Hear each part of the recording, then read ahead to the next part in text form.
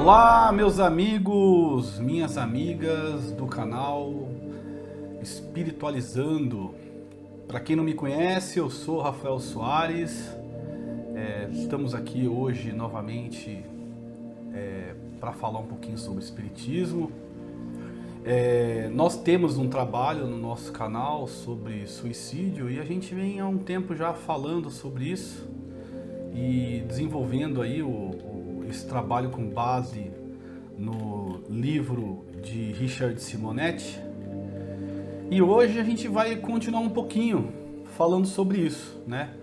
Você que está me vendo aí agora, eu estou transmitindo para o Instagram e também já aproveitando e gravando o nosso vídeo aqui para o YouTube. Você que ainda não conhece o nosso canal, nós temos vários aí conteúdos, né? Vários conteúdos sobre a doutrina espírita. A gente está trabalhando aos pouquinhos o Livro dos Espíritos, o Evangelho segundo o Espiritismo, falando um pouquinho também sobre a Revista Espírita de 1858, que é muito importante também, por ser a base extensiva, né, do trabalho de Kardec. E também agora voltando com um trabalho sobre o suicídio. Na última oportunidade nós estávamos falando sobre as dificuldades do desligamento e tínhamos parado na questão número 5 aqui desse livro de Richard Simonetti. E é muito interessante a gente voltar um pouquinho para poder falar sobre o suicídio. A gente sabe que é um tema muito complicado hoje, né? Sabe que as pessoas estão se desfazendo da sua existência na Terra, às vezes por uma série de situações que não cabe julgamento da gente, mas que existem aí vários mecanismos para que a gente possa, de alguma forma, ajudar esse pessoal que passa por um momento infeliz na vida. E às vezes por um beco sem saída, eles só enxergam a saída pelas portas do fundo da vida. E a gente tenta passar um pouquinho do resultado espiritual sobre isso. A gente vem também acompanhando vários amigos palestrantes em outros canais também aí do Insta e do YouTube, e muitos também trazem aí algumas características do suicídio com um pouco mais de profundidade, trazendo também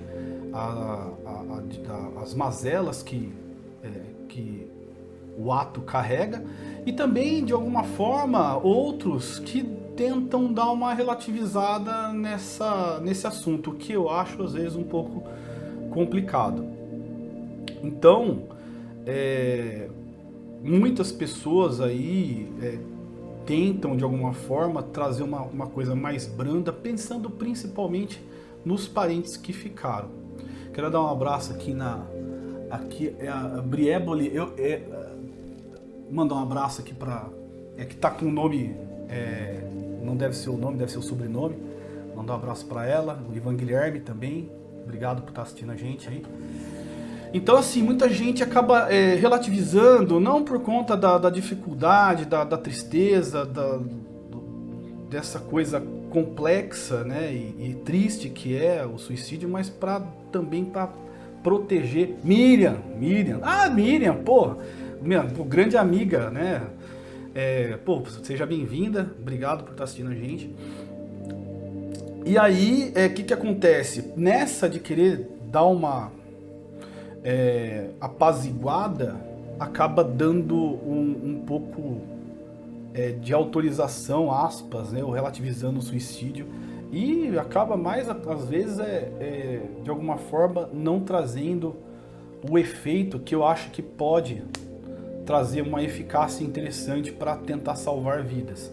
Então, qual que é a ideia do pessoal? Por conta dos parentes, dar uma relativizada, dar uma segurada, não é relativizada, mas não trazer todos os efeitos, esconder a história toda, né, daqueles que sofrem. Realmente a gente precisa ter um tato, tem que ter uma sensibilidade para conversar com os parentes do suicida, mas a nossa meta como espírita, além disso, é também trazer aí um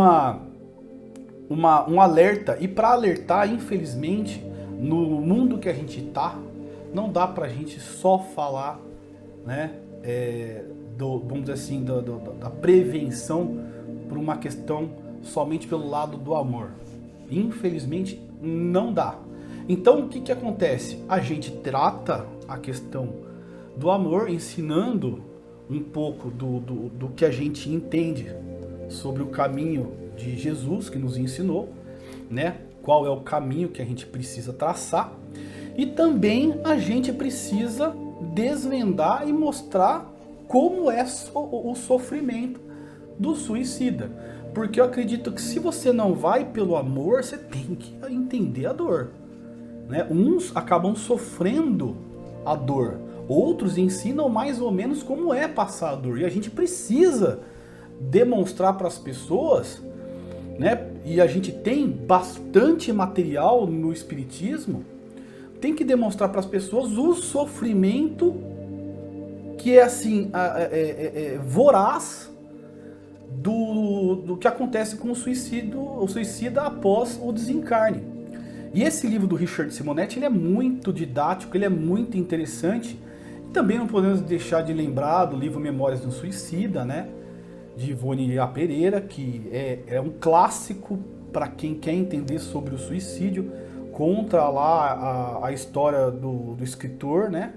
Eu esqueci o nome dele agora, que descreve como foi os seus momentos aí logo após o suicídio e até o seu avanço na recuperação.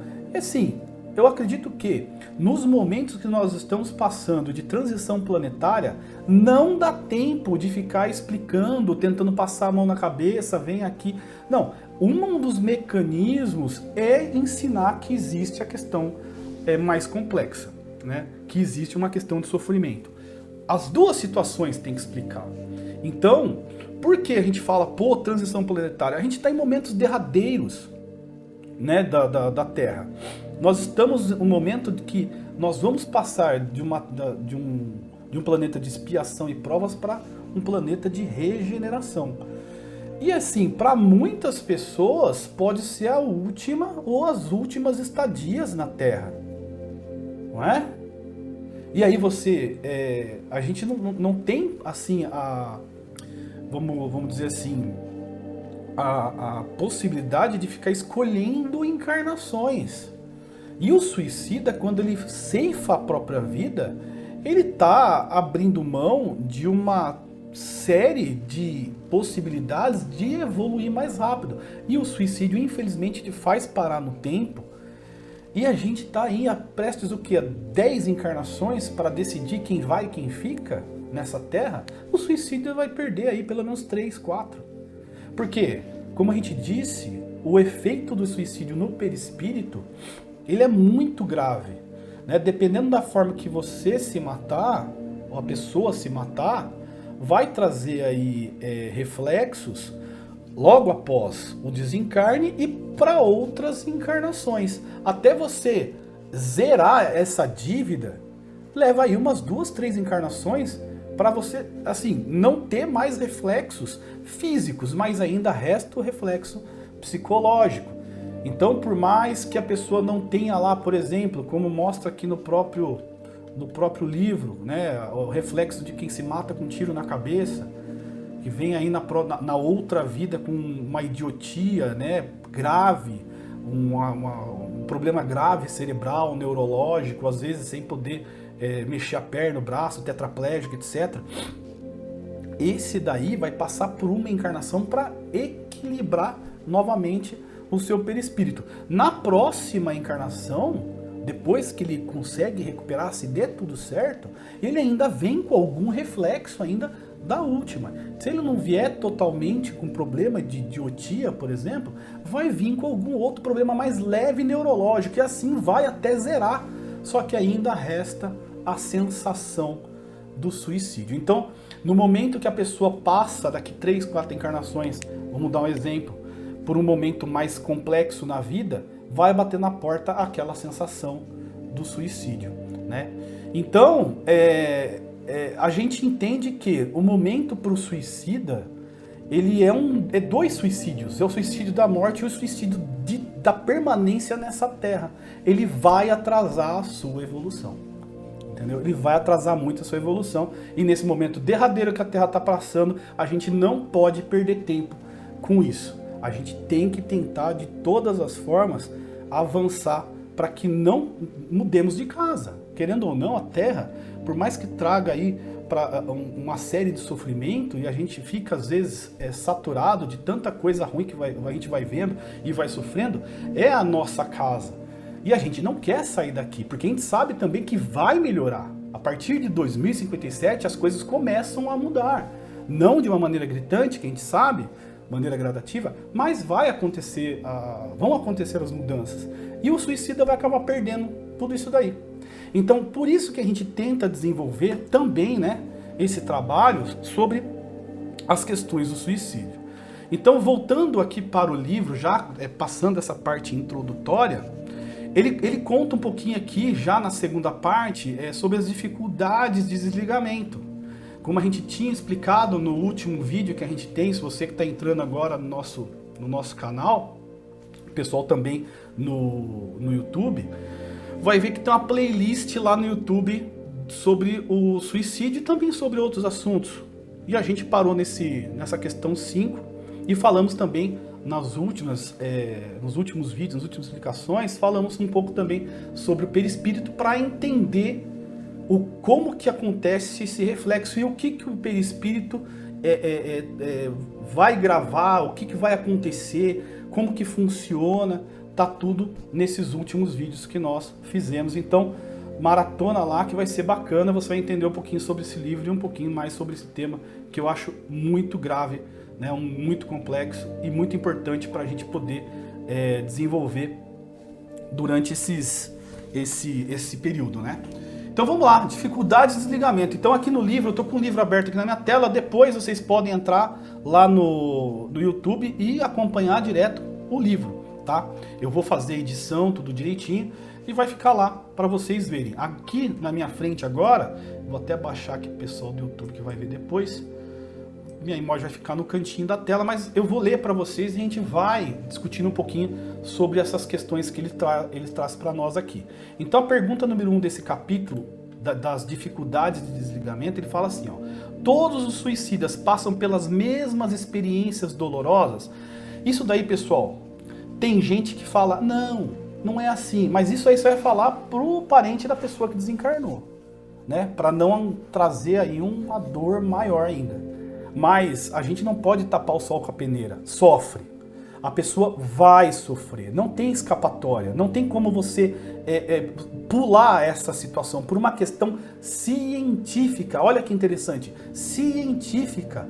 Por quê? Não tem como você fechar uma ferida sem antes você limpar a ferida, sem antes você fazer toda a asepsia ali, depois para você passar fazendo a costura, e isso se a ferida não tiver outras sequelas. Então há a necessidade de você passar por um processo de recuperação. Como a gente sempre ouve no Espiritismo, não existe evolução em saltos. Da mesma forma que para a gente evoluir em estado de saúde mental e espiritual e física, a gente também, nesse caso, precisa de uma evolução. A gente precisa passar de um momento que está atrasado para dar uma adiantada, mas não tem como fazer em saltos, tem que ser por um processo. E para o suicida também, ele vai passar por um processo de recuperação. É um doente. Ninguém se cura de uma doença, não passa de mágica. Então, quando a pessoa fala assim, né, foi resgatado tão rápido, já está no hospital, já está recuperado, se suicidou, em um ano ele já está, nossa, né? Não existe isso, pessoal. Não existe, tá? Claro que cada caso é um caso, cada um tem seu merecimento. Pode acontecer de ter uma abreviação da dor, uma abreviação do sofrimento. Pode, joia. Né? De repente é uma pessoa muito caridosa, muito boa, né? Era uma pessoa boa para todo mundo e de repente no momento de fraqueza resolveu tirar a própria vida. E aí o que acontece? Vai ser feito o peso de tudo isso na balança, vamos dizer assim, de Deus, na questão da justiça. Então, não vai ser jogado fora tudo aquilo que a pessoa fez durante a vida, nada disso. Então, vai ter um resgate, vai ter uma abreviação disso, mas não vai ser de repente. Se ele levaria 10 anos para ser resgatado, ou para ele cair em si, ou passar por aquele expurgo necessário do perispírito, né? Ele vai ter uma abreviação, em vez de 10 vai ser 5. Por quê? Porque fez coisas boas. Mas mesmo assim vocês vão entender, precisa passar por um processo de expurgo, de recuperação, de sofrimento, por uma questão científica, e vocês vão entender. Então ele fala assim, ó, todos os suicidas passam pelas mesmas experiências dolorosas? Basicamente sim, embora com algumas diferenças relativas ao tipo de morte e à condição evolutiva, o que a gente acabou de falar. Quanto mais evoluído em termos de cultura e discernimento, mais sutil se torna o corpo espiritual. Olha que interessante, a gente já entra na questão científica do perispírito. Então, quanto mais você se eleva, mais sutil fica o perispírito. Então, ele fica menos suscetível a agressões, né? Ele se recupera mais rápido. Consequentemente, mais passível de registrar na forma de desajustes seus comprometimentos com o mal, seja o que pratica contra o próximo, seja aquele que pratica contra si, pelos excessos, vícios, destemperos e pelo próprio suicídio. Então aqui, além de ele ter, né, essa recuperação, a possível recuperação também mais rápida, ele fala aqui que a pessoa fica ainda, por conta da elevação moral, por conta da responsabilidade que ela adquire com o tempo, torna-se também mais grave o suicídio.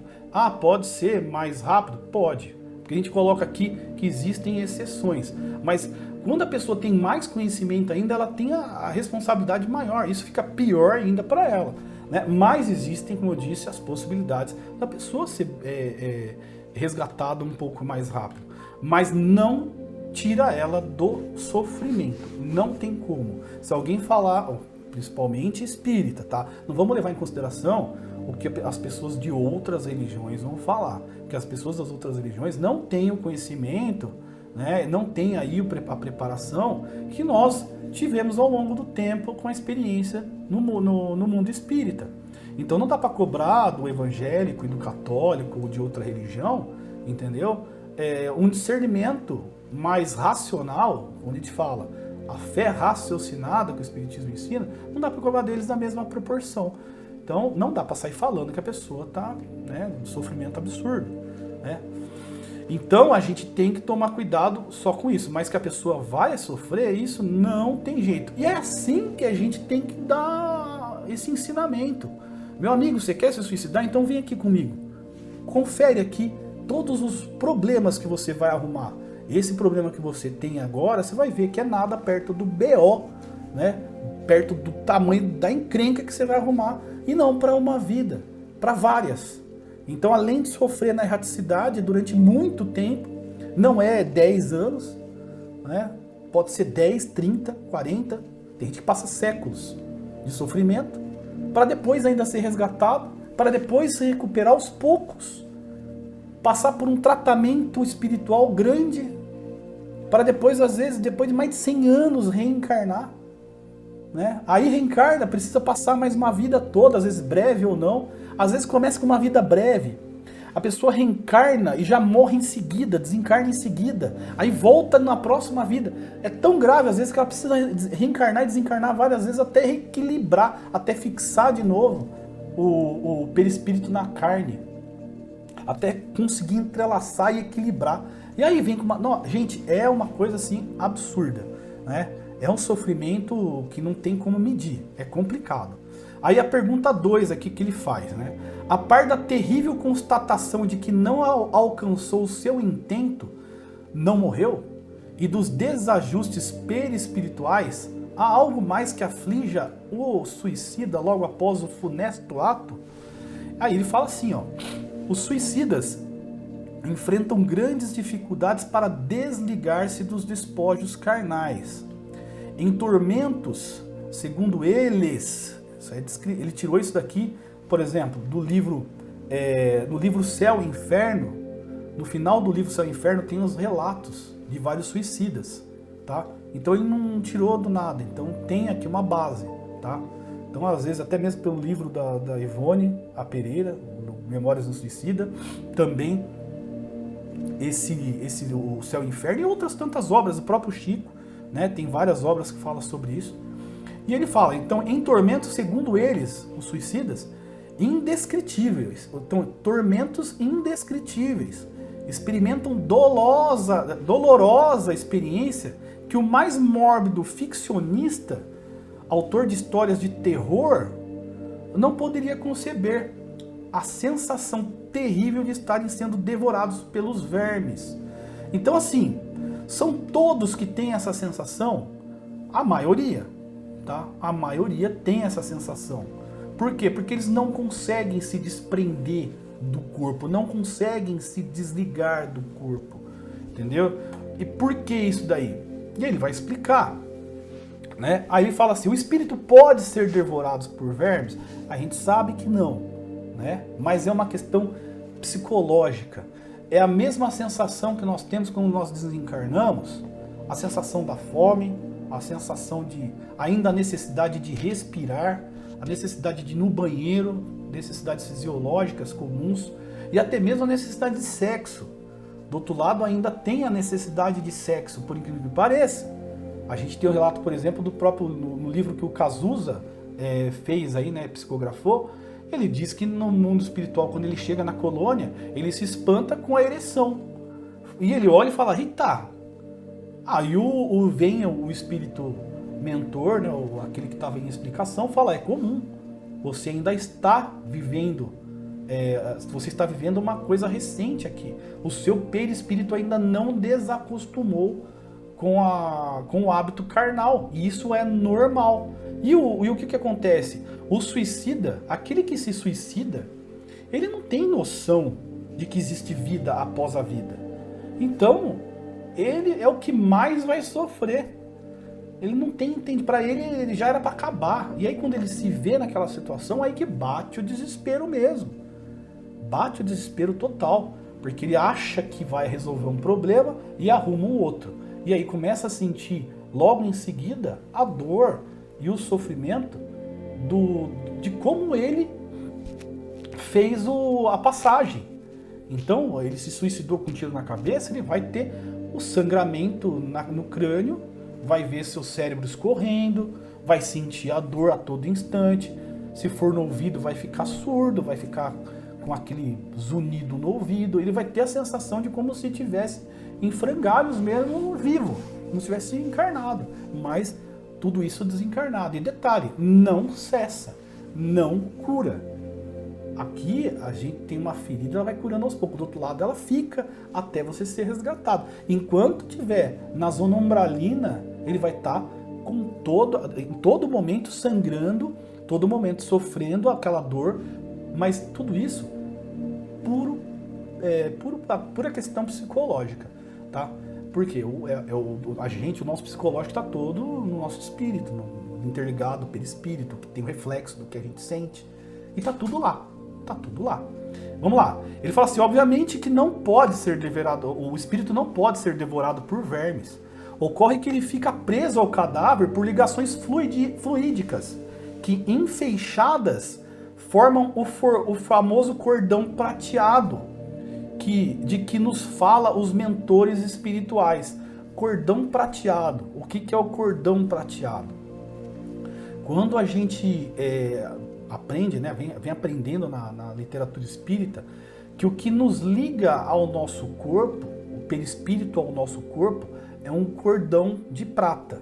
Esse cordão de prata, se vocês assistiram o filme Os Mensageiros, você vai ver que existe um momento em que um encarnado vai visitar o Aniceto na colônia e ele está ligado por um cordão. Esse cordão é a nossa prisão, é a nossa algema, aspas, é o que não nos dá liberdade total. Então, a gente quando vai dormir, nosso corpo em momento de descanso, nosso espírito não, nosso espírito ele desprende. E para que ele volte para o corpo, esse cordão fica ligado ao nosso perispírito. Então, quando a gente acorda, mesmo que seja de maneira espontânea, rápida, instantânea, aliás, automaticamente é puxado o perispírito para o corpo para você ganhar consciência novamente. E aí o que acontece? Esse cordão fluídico para o suicida não se desfaz, assim como para as outras pessoas. Então, as outras pessoas que não se suicidam, dependendo do grau evolutivo, né, do seu desprendimento da matéria, né, da sua elevação espiritual, esse cordão se desfaz muito rápido. Então, todo aquele laço fluídico, que não é só o cordão, mas toda aquela rede fluídica que envolve você durante o desencarne, aquilo tudo vai se dissolver mais rápido. O do suicida não. O do suicida vai levar mais tempo. Então, por isso que ele sente a sensação, aliás, sente a sensação é ótimo, por isso que ele tem a sensação de estar sendo devorado por vermes, porque ele fica ainda ligado ao corpo, ele ainda acha que está morto, que deveria estar, não está, dá uma confusão danada. Então ele fica ainda deitado ali do lado do corpo, ou junto com o corpo, entra em desespero, porque ele vê o corpo dele sendo devorado por vermes, e aí ele olha para o próprio perispírito, própria parte, né, o corpo dele, e ele também se vê sendo comido por vermes. Então bate um desespero. Esse é uma das primeiras sensações horrorosas que tem o suicida depois do desencarne. E ele continua. Nessa condição, repercute nele o ataque dos vermes, passando-lhe a impressão de alguém que está sendo devorado vivo. Tá? Então, justamente por conta desse envolvimento fluídico do corpo com o perispírito, que ele acaba sentindo tudo isso.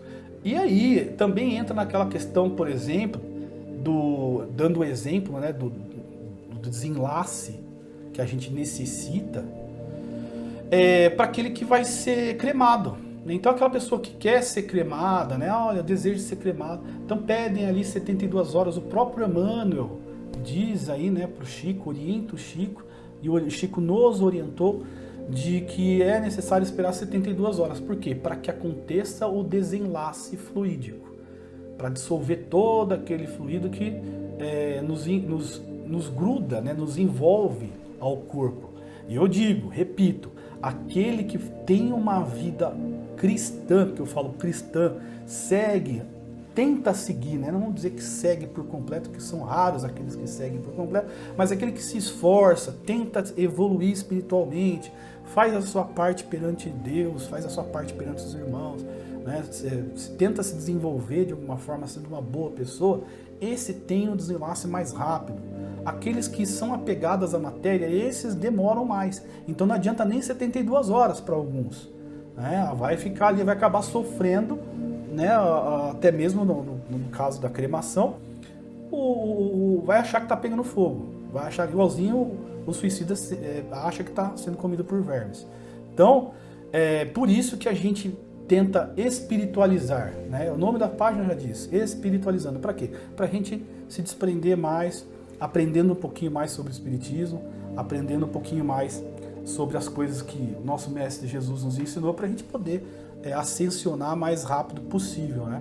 Para a gente não sofrer, porque a verdade é a seguinte, né, pessoal? Não vamos ser hipócritas. A nossa preocupação é com a nossa morte, né? Então muitos querem aprender, querem ajudar, e muitos se preocupam com o desencarne.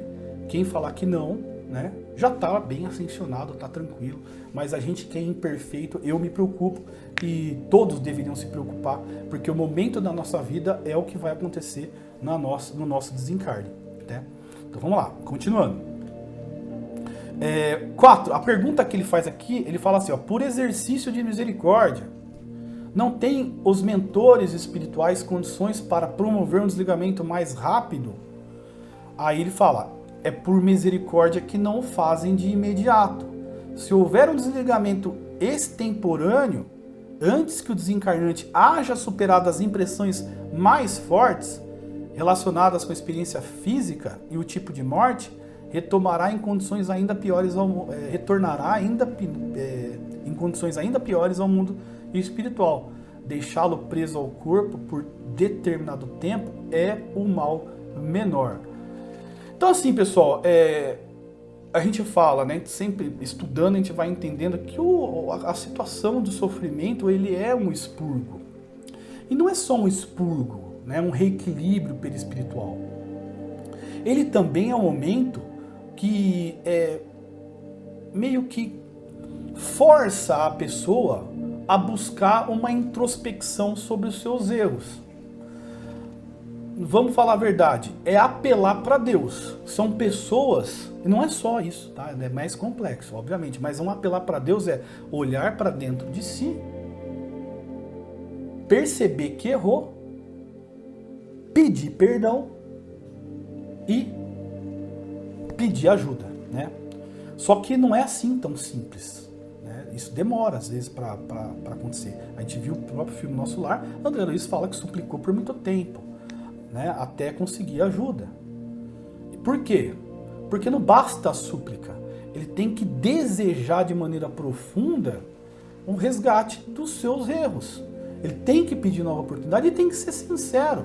Então não pode ser da boca para fora só para se livrar da dor. Não, ele tem que perceber que existe um ser superior, que aquele ser superior vai ajudar, mas que ele precisa reconhecer seus erros. Esse é o momento, vamos dizer assim, de uma meditação forçada e dolorosa. É uma meditação dolorosa para a pessoa buscar os erros dentro de si e tentar uma ajuda para poder voltar para o caminho da evolução. Sem ela entender isso, obviamente que ela vai um dia ser resgatada, ela vai, mas vai demorar mais. Se ela entender isso mais rápido ela vai ser resgatada. E o suicida, ele leva mais tempo. Mesmo ele pedindo ajuda, mesmo ele reconhecendo, leva um pouco mais de tempo, porque ainda existe uma depuração do seu perispírito, do que ele causou ao seu perispírito. O umbral, ele tem essa capacidade, né, de corrigir aos poucos isso, tá? Corrigir aos poucos e sugando essa coisa negativa. Então quando a pessoa ela volta em frangalhos para a colônia espiritual, porque ela estava depurando. Não é purgatório, né, para os católicos à toa, o nome não é à toa, porque você está realmente expurgando muita coisa ruim ali. E o lugar para ficar as coisas ruins é no umbral.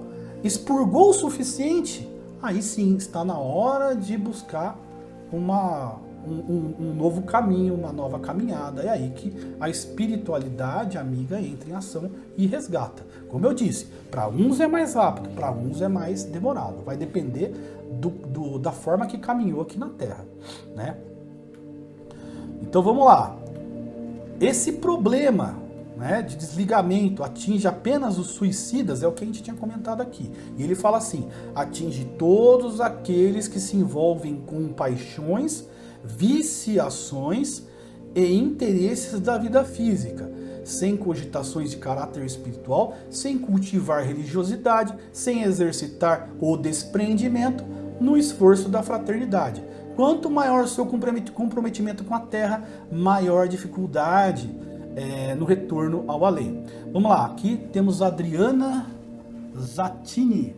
Ela fala no livro Céu e Inferno sobre o suicídio, há casos em que a situação do suicídio pode ser relevada. Uma pessoa se mata para salvar a... Isso, com certeza. Existe aí o Código da Vida Penal no livro Céu e Inferno. No Código Código Penal da Vida Futura, aliás, O Código Penal da Vida Futura, ele fala que existem algumas situações em que existe ali uma atenuante para alguns casos de suicídio. Então o cara que vai tentar salvar uma pessoa que está se afogando, acaba se afogando junto. Ele não vai ter os mesmos efeitos que o suicídio vai passar, porque ele tentou ajudar alguém. Então existe ali um contrapeso na balança. Vai acabar sofrendo, dependendo da forma que ele viveu na Terra, sim ou não. Mas as mesmas mazelas de um suicida, não. O suicida se matou porque ele queria se matar. Ele queria sair do mundo. O cara que vai tentar salvar uma outra vida e acabar morrendo, ele arriscou. Ele arriscou, mas ele arriscou para tentar salvar uma outra pessoa. Então foi uma questão nobre, né? E a Adriana continua aqui, ela fala: há casos que a pessoa não quer morrer, mas assume o risco. A gente chama no direito penal de dolo eventual. A pessoa arrisca. Ela tenta, né? Ela sabe que existe um risco, mas acaba arriscando. Né? Por exemplo, o cara que vai passar num farol vermelho, ele sabe que não pode, né? E acaba matando uma outra pessoa, então se ele mata é um dolo eventual. Nesse caso aqui, esportes radicais, consumo de álcool, droga, suicídio indireto. Então existe também esse dolo eventual. Então não é à toa que o nome é Código Penal da Vida Futura, porque tem essas atenuantes e as agravantes também, né? Nesse caso, é interessante também falar desse tipo de suicídio. Aqui, obviamente, nós estamos falando do suicídio direto, né? Aquele que a pessoa ela forma uma convicção, vai lá e se mata.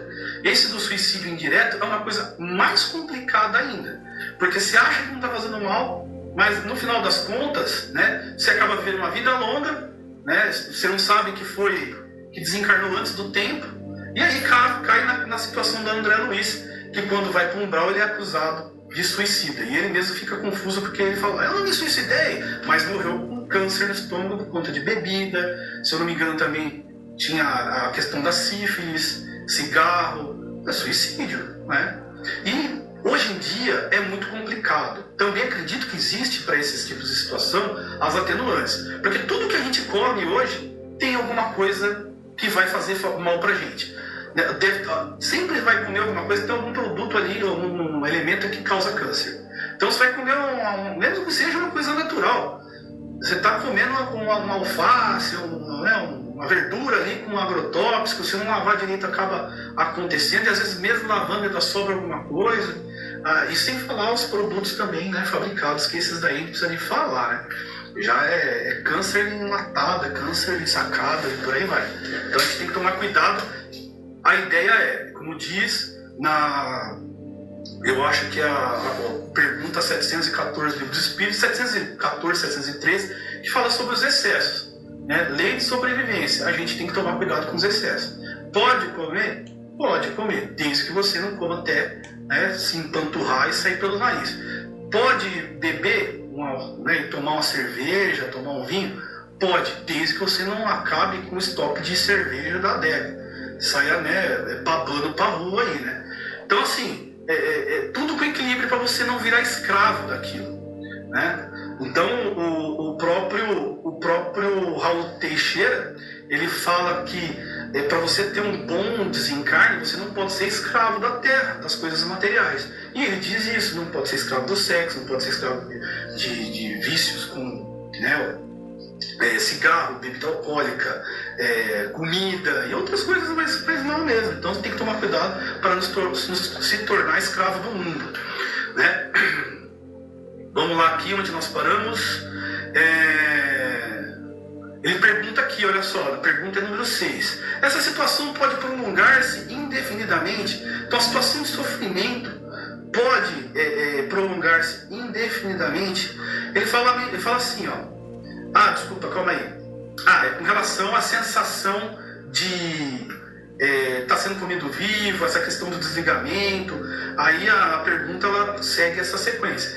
Então, pode prolongar indefinidamente essa questão? Ele fala: normalmente, com a decomposição, as ligações perispirituais vão se desfazendo. Em questão de alguns dias, o espírito estará liberto. Todavia, não raro, permanece no cemitério imantado ao próprio cadáver, ainda que desligado dele. Isso é muito comum. Se vocês... tem alguns livros que... eu li um livro muito interessante, principalmente para quem é da Umbanda já deve ter lido esse livro, que é O Guardião da Meia-Noite. Lá nessa psicografia, ele fala do espírito desse barão, né?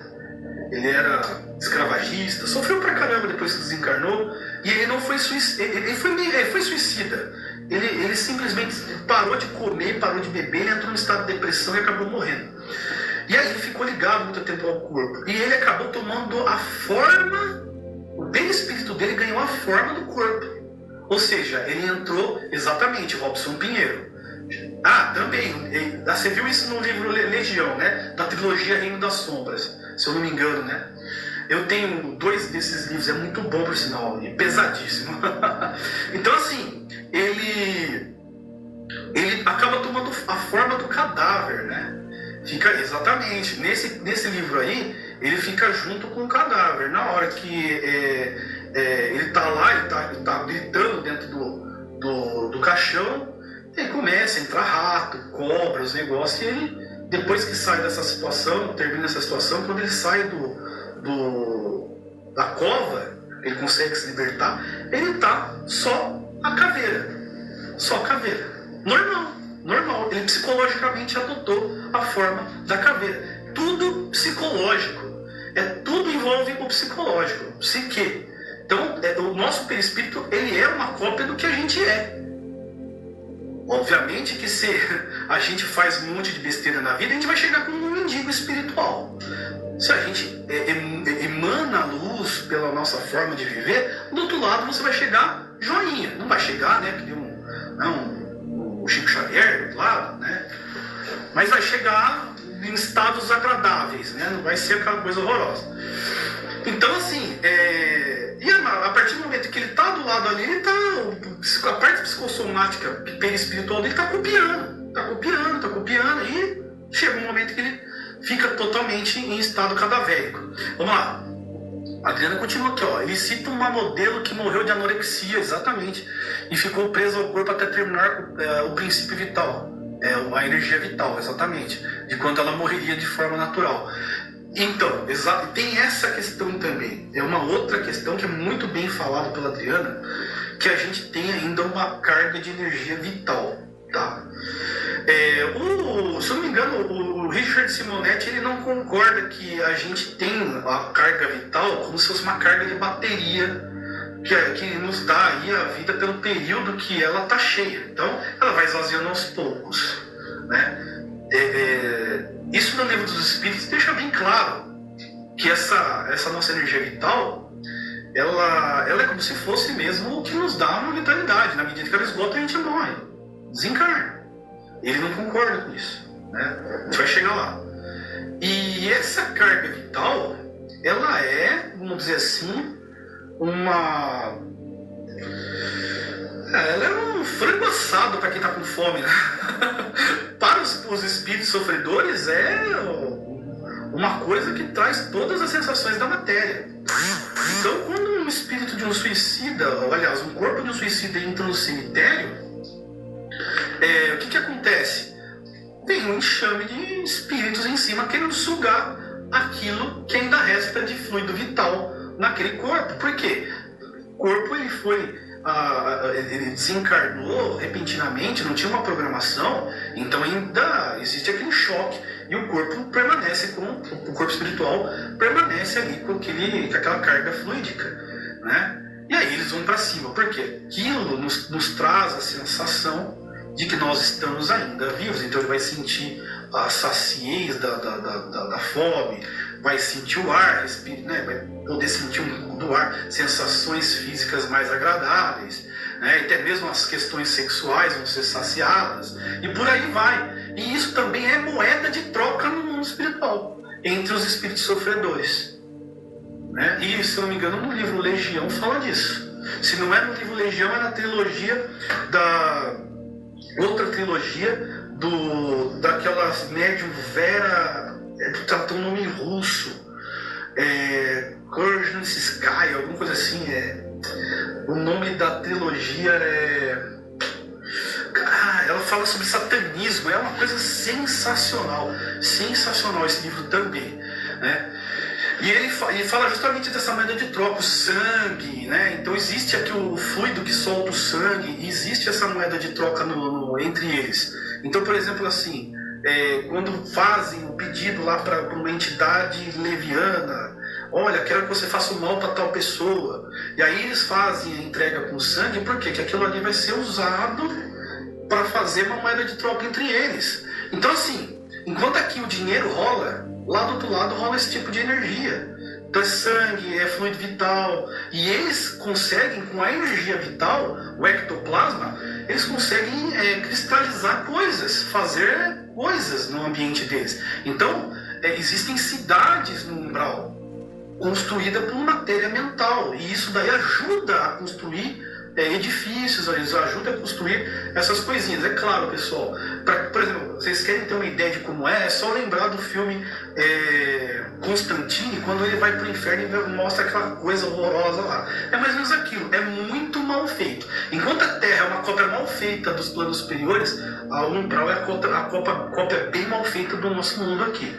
Vamos lá. Energia sexual usada para manipular. Isso aí mesmo, isso aí mesmo. Por isso que o sexo tem que ser por afeto espiritualizado. Exatamente. Essa questão sexual também é muito complicada e traz aí outras situações graves em relação a vício e principalmente com relação à companhia espiritual, né?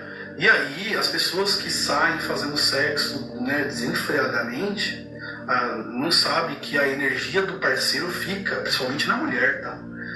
O útero da mulher, ele é, vamos dizer assim, um receptáculo divino. E quando o parceiro se relaciona com a mulher, ele deposita toda a sua energia, não é física, ela é uma energia espiritual. E essa energia leva pelo menos uns 6 meses para se dissipar. Então, se você faz sexo com vários parceiros, você está buscando, simplesmente sugando a energia daquele cara, né? O homem também, com relação à mulher, né? Fica aquela energia linda por muito tempo. Então você vai acumular a energia de outras pessoas. A Adriana, que obrigado pela participação, viu, Adriana? Uma vez li um livro que uma pessoa que manipula a energia sexual consegue ler o outro e o que faz.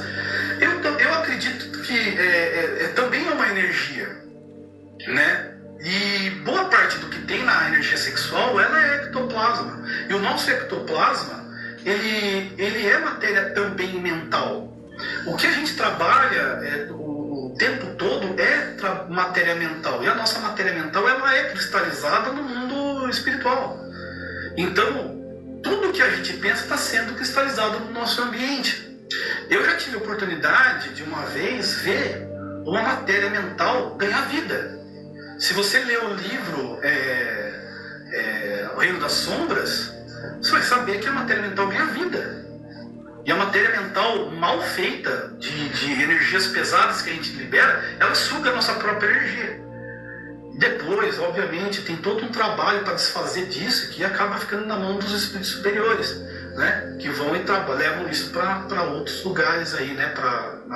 Na natureza, reverte o polo deles. Para polo negativo, inverte para positivo. E aí é uma coisa magística que eu não sei como funciona. Me parece que há até um estudo científico sobre mulher sentir a traição do marido pela memória celular. Não tenho dúvida também disso. Existe, assim, é difícil explicar, né? Mas eu acredito também que essa questão energética cabe sim, porque existem médiums, eu só não lembro a mediunidade, tá? Não lembro o nome dela, mas está no livro dos médiuns. A pessoa que capta toda a cena de um ambiente somente pelos fluidos liberados naquele ambiente. Então, quando você está ali na relação sexual, você está desprendendo muita energia. E aquela energia vai, exatamente, psicometria, vai ficando no ambiente. Entendeu? E aquilo ali, querendo ou não, vai deixando a nossa cena. Então, por isso que a gente fala, não tem como mentir. Não tem como mentir, milhões de olhos nos espreitam, e não é porque os milhões de olhos estão no nosso, a todo momento olhando para nós, não, porque a gente deixa um rastro para trás. Ou a gente deixa um rastro de estrago, ou a gente deixa um rastro de coisa boa. E aí vamos, né, escolher o que a gente tem para deixar no caminho. E aí a pergunta interessante aqui. E o espírito tem consciência dessa situação, né? Então ele está imantado com o próprio cadáver, saindo daquela situação, está todo envolvido, está achando que está sendo comido por vermes. E aí ele pergunta, né? Tem consciência? Será que ele tem consciência do que está acontecendo? Tem consciência do sofrimento, embora nem sempre perceba o que está acontecendo. Imagina-se num leito de hospital abandonado por amigos e familiares. A solidão é um dos tormentos maiores, um dos seus tormentos maiores. Por isso que a gente precisa orar muito pelos espíritos suicidas, pelos nossos irmãos, são nossos irmãos. A gente não pode esquecer disso. Esse ano, do ano passado para cá, né, pelo menos 3 pessoas assim, de pertinho se suicidaram. E choca, sabe? Eram conhecidos, amigos, parentes de amigos ou amigos. E a gente vai ficando bem triste, porque a gente sabe o que vai acontecer, sabe que vai sofrer. E a forma que a pessoa se mata, a gente sabe como vai vir na próxima vida, sabe? E é muito triste. E aí o que acontece? Acaba envolvendo também outras pessoas que não tem nada a ver com isso. Porque o meu mentor espiritual, o teu mentor, vai deixar a gente na mão. Ele vai se oferecer para ajudar. A sua mãe vai acabar sendo mãe de um filho com uma deficiência mental grave, porque deu um tiro na cabeça. E ela vai ter que colocar a sua vida em prol de você, né? E obviamente é um sacrifício, faz parte da prova dela, mas perceba que a prova podia ser mais suave. A gente poderia estar no lugar dela, junto com ela, ajudando em uma outra situação. Não, mas naquele momento a gente é o doente. Não precisamos ser o doente da vez. A gente pode ser a pessoa que ajuda a curar, mas depende da gente. Então, por isso que a gente, nesse momento, sempre é importante orar pelo suicida.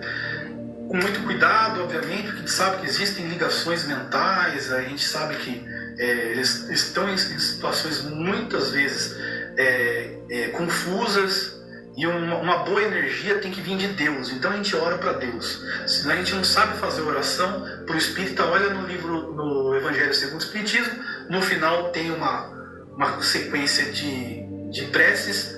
Faça a leitura com o coração e eu tenho certeza que essa oração vai chegar para aquele seu ente querido que é suicida. Para terminar esse capítulo aqui, vamos ler a última pergunta. Ele fala assim, olha só: esse estágio junto aos despojos carnais deixa alguma sequela? Então vamos lá, temos 2 estágios. O primeiro, o suicídio. A pessoa vai lá, né, tira na cabeça. Essa é uma sequela, tá? Ela é fatal. Ela vai ter, não tem como escapar, tá?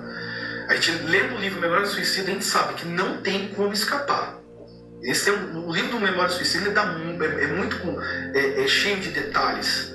E pela época que foi trazido, né, pela própria Ivone, que ela tinha uma credibilidade, assim como o Chico, né? Obviamente ela teve muito menos livro que o Chico, mas ela a descrição, né, a forma como ela relata, o espírito relata, a narração ela é muito viva. Então a gente tem ali um depósito de confiança naquela história, né?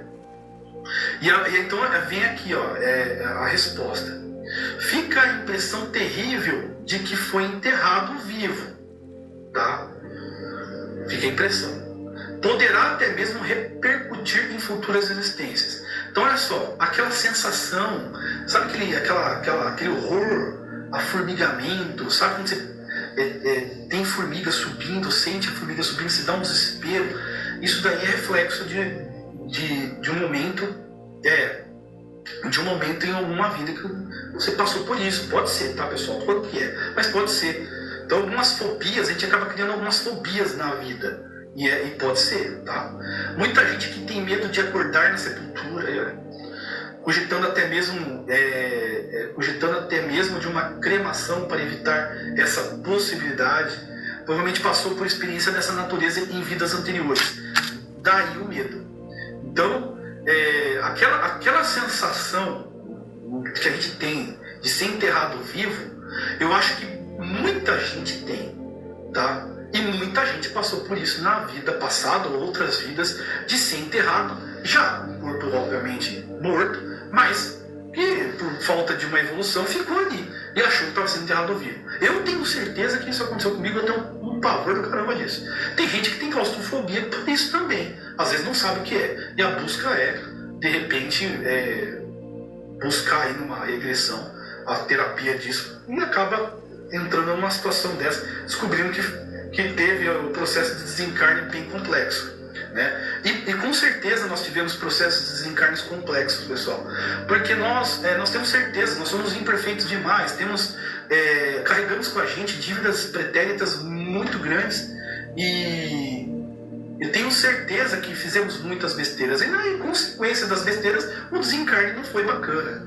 Então a gente luta agora para tentar ter uma vida bacana lá no futuro. Essa é a vida importante? É a vida importante para a gente tentar isso. Mas a gente tem que fazer agora pensando lá na frente. Obviamente, tentando ser o mais espontâneo possível, porque tudo que a gente faz, a gente necessita fazer com o coração, né? Vamos ver o que a Adriana falou aqui. Sei da questão sanitária, mas o correto seria o homem ser enterrado direto na terra. Deixa eu só dar uma baixadinha aqui que subiu. Sem caixão, viraria adubo. Seria interessante. E se a pessoa acordar ao ser enterrado, seria mais fácil sair. Meu filho mais... A Miriam está falando aqui, meu filho mais velho também tem medo. Como os índios, a Adriana fala. É interessante, mas é uma questão sanitária mesmo, porque acaba contaminando o lençol freático, então eles fazem a sepultura, né, de uma maneira mais... uma alvenaria. Mas existem alguns lugares que dá, né? Por exemplo, tem o próprio cemitério da Saudade aqui em Mogi, né? Mora na cidade de Mogi, das Cruzes. Lá é terrão. Lá deve ter um estudo ali, né? Teve um estudo para poder enterrar. E também não pode ser muito profundo. As covas, infelizmente, são rasas. E tem a questão do caixão. Então, teria que ser uma coisa bem naturalista mesmo, no meio do mato, que nem os índios faziam, né, para não ter novidade. Bom, enfim, se a gente entender que a gente vem disso, a nossa vida passada vem disso, né, de ser mais natural possível, então, né, caberia aí a gente, sei lá, as autoridades estudarem, coisa nesse sentido. Mas acho que não vai ter não, o pessoal não tem muita vontade para isso não. Então resta a cremação, né? Resta a cremação. Então, pessoal, a gente vai encerrar hoje aqui, porque a gente já está com 1 horinha de live aí, né? 1 horinha de live, para não ficar muito cansativo, já ficou cansativo. A gente volta na próxima oportunidade. Pessoal do que quiser rever esse vídeo editado, pode entrar lá no nosso canal no YouTube, que é RS-espiritualizando, @RS-espiritualizando, ou digitando direto espiritualizando, que aparece aí para vocês. Eu deixo nossos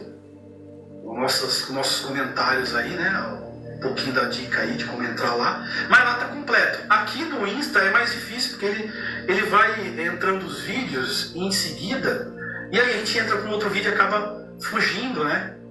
E acaba fugindo da ordem, aí fica um pouco mais difícil. Mas entra lá, lê, a gente tem o Livro dos Espíritos, tem o Evangelho, tem a Revista Espírita de 1858, que eu acho muito importante, muito bacana. Agradeço aqui a Miriam, né, que entrou, o Guilherme entrou agora, aí, um pouquinho antes. A Adriana, obrigado, Adriana, pela colaboração. Essa interação eu acho muito bacana, muito jóia. Faço questão de conversar com vocês mesmo, não tenho novidade aqui não. Gosto de transmitir o que eu aprendi, um pouquinho que aprendi, eu gosto de transmitir, né, Miriam? A gente já aprendeu bastante coisa junto, tem bastante coisa que a gente aprendeu junto, a gente passa um pouquinho para frente. Quem tem essa facilidade tem que fazer, né? Beleza, pessoal? Obrigado pela força aí. Espero que na mais breve possível eu volte com mais uma livezinha aí, tá bom? Fiquem com Deus, paz e luz para vocês.